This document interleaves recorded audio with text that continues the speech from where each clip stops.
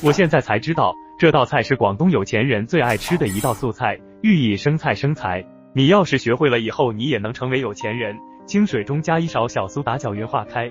小苏打能有效的去除蔬菜里的虫卵和残留物，浸泡10分钟。再张大嘴巴看看里面是不是有点脏。锅中水开，加1勺盐和食用油，这是青菜翠绿的关键。